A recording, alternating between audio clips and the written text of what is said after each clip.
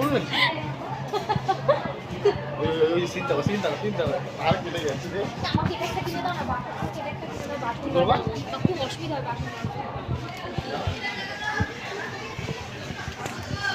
सबसे प्यारी तेरी सूरत प्यार है बस तेरा प्यार ही हुआ तुझे सलाम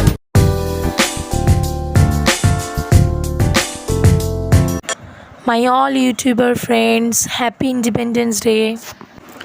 hello friends, welcome back to my channel বঙ্কে লাইফস্টাইল। সো ফ্রেন্ডস, গতকাল রাতে স্বাধীনতা দিবস উপলক্ষে গিয়েছিলাম ডায়মন্ড প্লাজার। প্রথমত এই কথাটা বলে রাখি, একদম মন টানছিল না। কেন, রাত দখলের লড়াইতে যেভাবে আমরা গেছিলাম, যেভাবে আমরা প্রতিবাদী ঝড় তুলেছিলাম, তাতে করে সত্যি মন মেজাজ ভালো ছিল না। বাট ঘরে একা একা ছিলাম, বোনও বললো যে চল যাই, তো যাই হোক গিয়েছিলাম।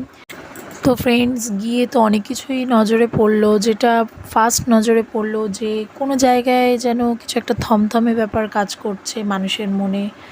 মানুষ যেন একটা কালকে রাতের যে একটা বিক্ষোভ দেখা গেছিলো মহিলাদের, তো এটা যেন কোনো না কোনো জায়গায় কিছু একটা নাড়িয়ে দিয়েছে।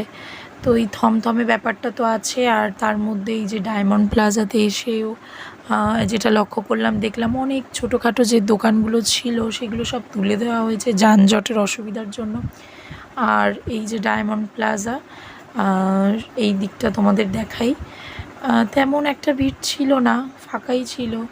তো একদম এখন গেটের সোজাসুজি সামনের দিকটাতেই চলে যাব।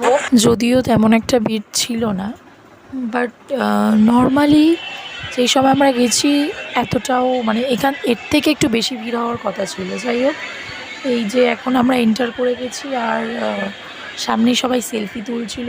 আমার অতটাও ভালো লাগছিল না সেলফি তুলতে, তো আমি একটু সামনের দিকেই যাচ্ছিলাম। আর রায়ের কথা মনে পড়ছিল, কেন ও যদি যেত, ও গিয়ে হয়তো এই যে গাড়ি ঘোড়া এইসব চড়তো। তো এখন আমরা ফার্স্ট ফ্লোরে যাব।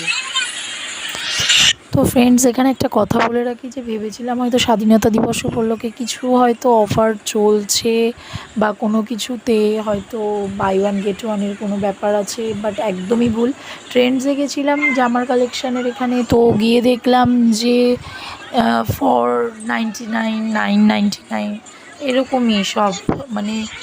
পুজোর কালেকশান তো এখনও ওঠেনি। আর তার থেকেও নর্মালি যেগুলো পরার সেগুলো তো প্রচুর প্রচুর দাম।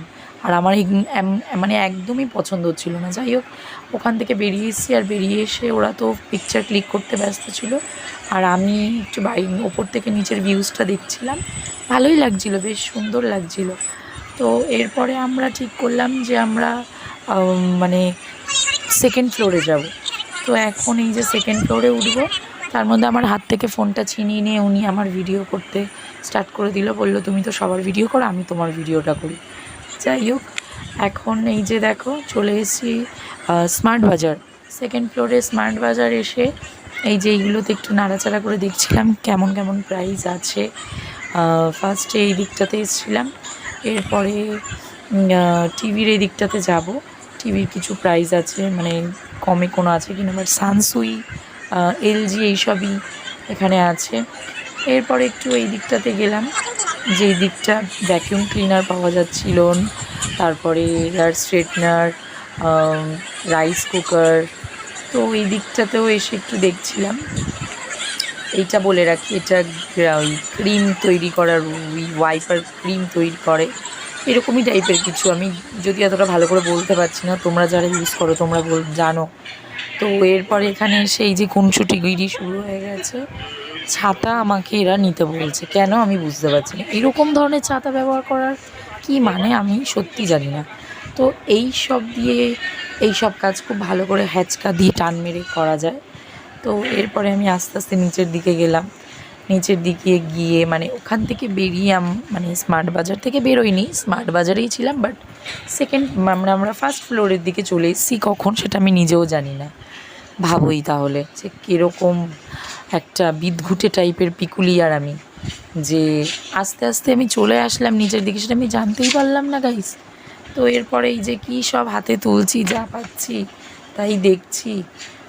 যদিও আমি এগুলো কোয়ার্টারে কিছুই নিয়ে যেতে পারবো না কিনলে, কেন সবই আমাকে রেখে যেতে হবে। তো এরপরে এখানে একটু পোজ দিচ্ছিলাম, দিতে দিতে হঠাৎ করে মনে পড়লো যে না আর লেট করা ঠিক না, বাড়ি চলে যাব।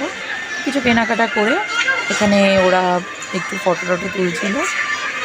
এরপর অনেক জোর জবরদস্তি করার পর আমি একটু তুললাম, আর ওখান থেকে বেরিয়ে সরাসরি আইসক্রিমের দোকানে চলে এসেছিলাম। একটু আইসক্রিম কিনলাম, যে যার মন পছন্দিতা আইসক্রিম নিল। তো অ্যাকচুয়ালি কী হয়েছিল, যে কাকুর দোকানে আমরা এসেছিলাম সে কাকু অলরেডি তার দোকানটা বন্ধ করে দিয়েছিল, বাট আমাদের জন্য সে আবার আমাদেরকে দোকানটা খুলে আইসক্রিমটা দিল। এতই ভালো ব্যবহার ওনার। উনি তো কিছুতে ওনার নাম বলছিল না, অনেক মানে বলার পরে লাস্ট উনি বললো যে ওনার নাম নাকি গোসাই। তো যাই হোক, দমদম ক্যান্টনমেন্ট আসলে তোমরা পিয়ালির সামনে ওনার দোকানটা দেখতে পাবে, নিজেদের মন মতন পছন্দিতা ফ্লেভার তোমরা পেয়ে যাবে। আর ওনার ব্যবহার অনেক অনেক ভালো। অবশ্যই তোমরা এই দোকানে আসবে আইসক্রিম খেতে, এটা তোমাদের আমরা বারবার করে বলে দিলাম। তো আজকের মতন ভিডিও এখানে শেষ করছি। তো আমার ভিডিওটা যদি তোমাদের ভালো লেগে থাকে অবশ্যই আমার চ্যানেলে একটা লাইক কমেন্ট শেয়ার করে দিও। নেক্সট ভিডিওর জন্য অবশ্যই আমার চ্যানেলটাকে সাপোর্ট করো এবং আমার পাশে থেকো। তো bye bye and good night.